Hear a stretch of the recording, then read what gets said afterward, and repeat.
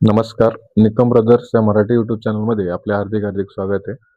आज आपण आधारला बँक लिंक कशी करायची त्याबद्दल थोडक्यात माहिती जाणून घेणार आहोत.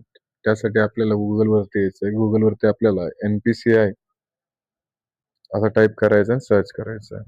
NPCI टाईप केल्यानंतर पहिली वेबसाईट येईल www.npci.org.in. त्याच्यावरती आपल्याला क्लिक करायचं. त्याच्यावरती क्लिक केल्यानंतर आपल्याला इथं अशा प्रकारचं विंडो दिसेल. त्यामध्ये आपल्याला कस्टमरवरती क्लिक करायचंय.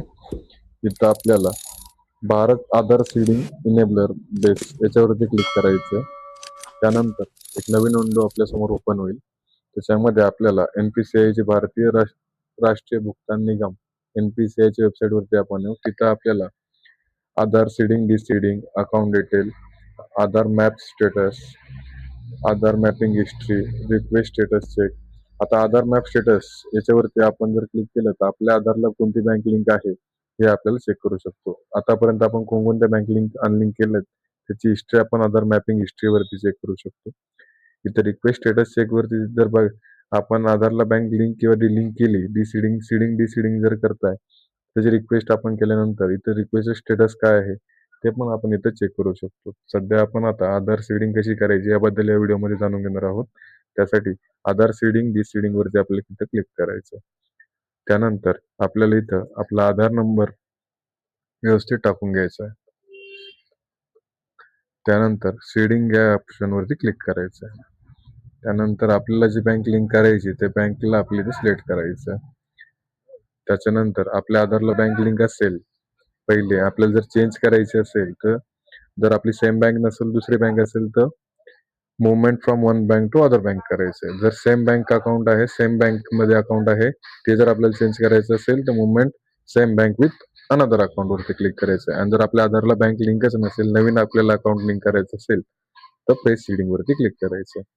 त्यानंतर आपला अकाउंट नंबर इथं आपली व्यवस्थित टाकून घ्यायचा आहे. अकाउंट नंबर टाकून घेतल्यानंतर कन्फर्म अकाउंट नंबरवरती क्लिक करून नंतर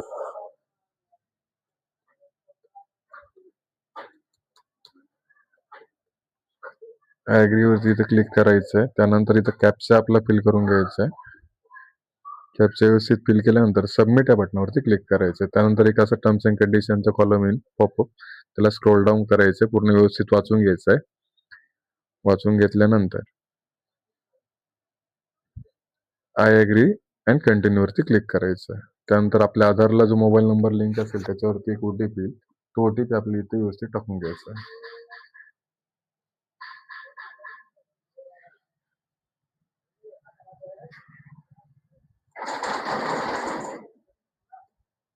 OTP टाकल्यानंतर कन्फर्म या बटनावरती क्लिक करायचं.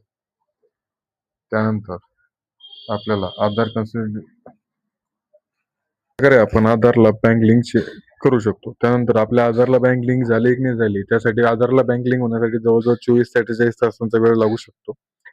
त्यानंतर आपल्याला जर आधारला बँक लिंक झाली हे चेक करायचं असेल तर त्यासाठी आपण गुगलवरती यायचं, न्यू टॅब सिलेक्ट करायची, आधार सीडिंग स्टेटस असं आपल्याला सर्च करायचे. त्यानंतर पहिली वेबसाईट येईल माय आधार, त्याच्यावरती क्लिक करायचंय. त्यानंतर लॉग इन या बटनावरती आपण क्लिक करू शकतो. त्याच्यानंतर आपल्याला इथं आपला आधार नंबर व्यवस्थित टाकून घ्यायचा आहे.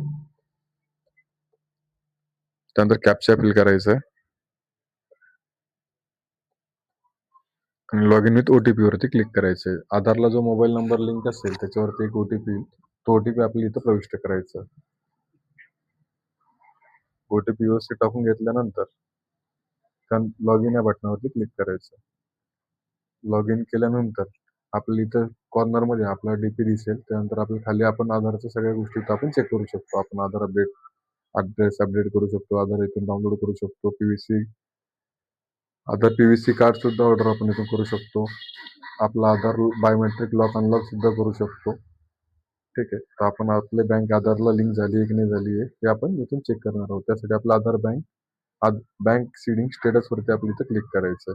स्क्रोल डाऊन केल्यानंतर इथं आपल्याला congratulation your Aadhaar bank mapping has been done असं लिहून येईल आणि आपल्या जी बँक आपण लिंक केली त्या बँकेचं नाव आपल्या इथं दिसून येईल आणि आपण जी लास्ट अपडेट जे केलंय ते डेट पण आपल्याला इथं दिसून येईल. जसं की माझा 9/10/2024 या रोजी झालेला आहे, ऍक्टिव्ह मध्ये आहे. जर आपली बँक आधारला बँक लिंक झालेली नसेल तर इथं इनॅक्टिव्ह दाखवून आणि ठीक आहे, आता आपली बँक आधारला लिंक झाली आहे त्याच्यामुळे इथं ऍक्टिव्ह दाखवतं. अशा प्रकारे आपण आधारला बँक लिंक करू शकतो. माहिती आवडली असेल तर चॅनलला नक्की सबस्क्राईब करा, व्हिडिओला लाईक करा, शेअर करा. थँक्यू.